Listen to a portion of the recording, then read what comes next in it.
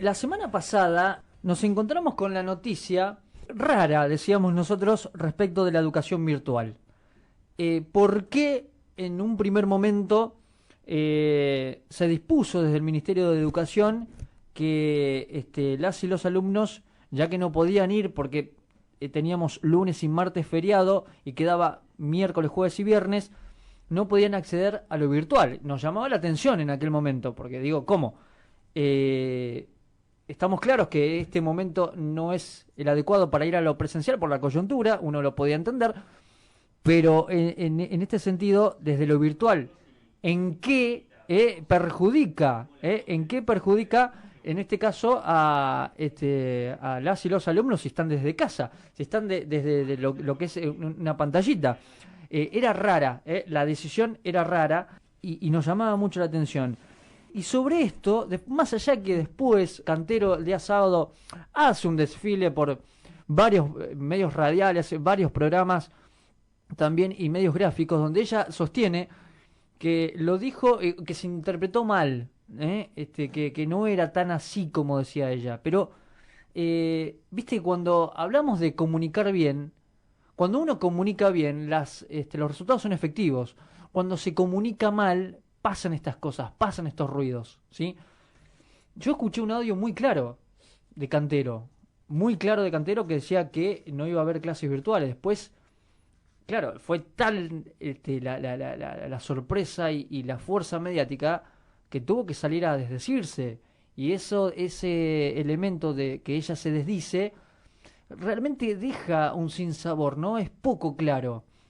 Eh, Uno siempre dice que la pandemia es el presente, la educación es el futuro, y el futuro se hace en base al presente. ¿eh? Lo que va a pasar mañana va a depender de lo que hagamos hoy. Por eso es clave, es importante que pongamos de relieve qué significa la educación en todos los sentidos en este país.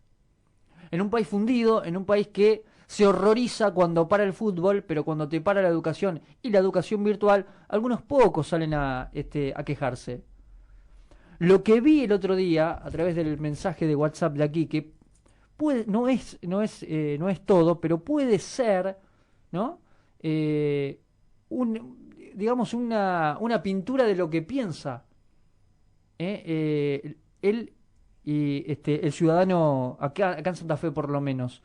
Se quejaban porque le paraban el fútbol, porque no podía jugar Colón, porque no podía jugar Boca, porque no podía jugar Independiente, Racing.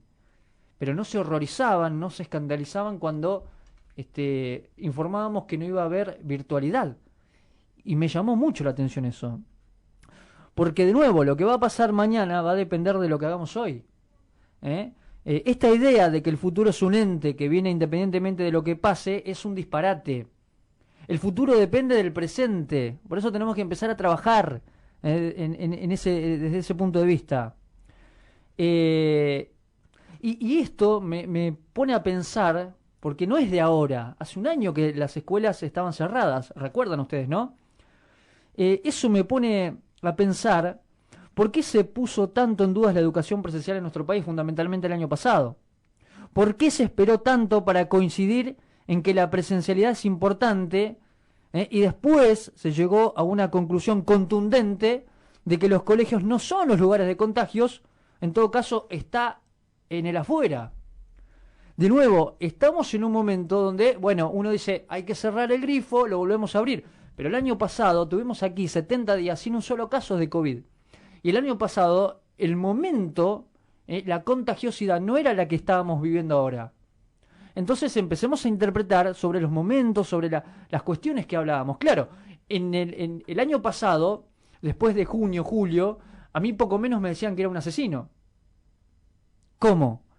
Después que dijo el presidente, mandó a decirle a Trota, abra las escuelas, dejé de ser asesino. Entonces ahí, fíjense ustedes cómo se metió la política para trabar todo acuerdo posible.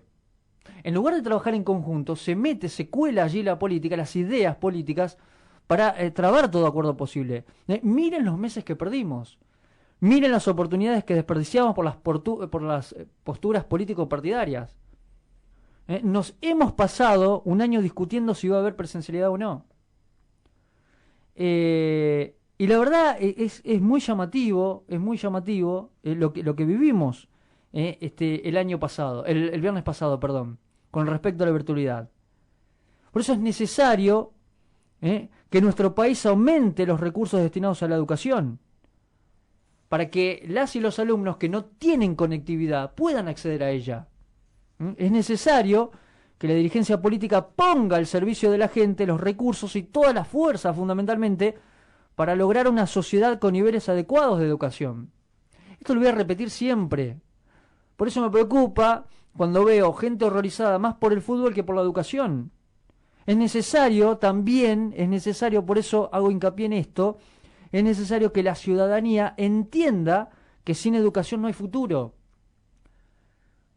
Que el fútbol puede esperar y la educación no. Un día perdido es una tragedia.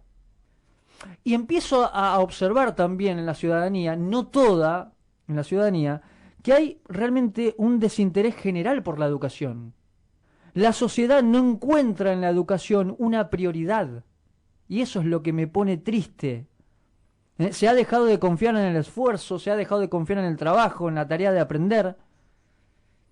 Y en ese marco yo les invito a todos ustedes a hacer un replanteo social para darle la real importancia que se merece la educación en este país.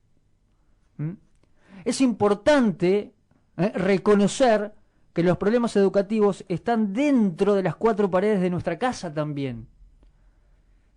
Hasta que no haya una demanda de la gente que diga a mí me interesa que los chicos aprendan algo, esto no va a cambiar. Este país carga con una falta de reconocimiento social sobre la crisis educativa notable. Se le ha delegado a la dirigencia política todo y no se hizo demasiado. No se hizo mucho para pedir tampoco a la dirigencia política que trabaje sobre la educación en nuestro país. Si no entendemos esto, el destino de la Argentina se verá gravemente comprometido. Entonces, yo decía, hablaba con colegas el fin de semana, hay que reformular el contrato entre la familia y la escuela, para entender que se manda a los chicos y a las chicas a los establecimientos educativos por un futuro mejor, para que aprendan, para que construir una sociedad distinta, una sociedad con previsibilidad. Entonces, cuando yo escucho a los Baradel de la vida, a los Aleso, que me quiere cerrar todo y no me ofrece nada como alternativa, yo digo, oiga, ¿cómo es esto? Defiendan a la educación. Pero no se horrorizan los Baradel de la vida, los Alesos de la vida, cuando hay 15 casos en un plantel de fútbol. Y encima piden que sigan jugando.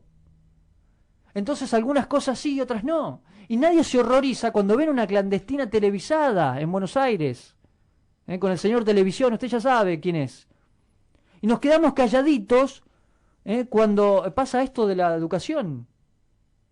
Ojo, no todos son iguales, no todos los partidos políticos son iguales, pero llama la atención las prioridades, no se trabajan las prioridades en este país. Eso es lo llamativo. Esto no es joda, el presente se debe construir ahora, depende de lo que hagamos hoy para que podamos tener un futuro mejor.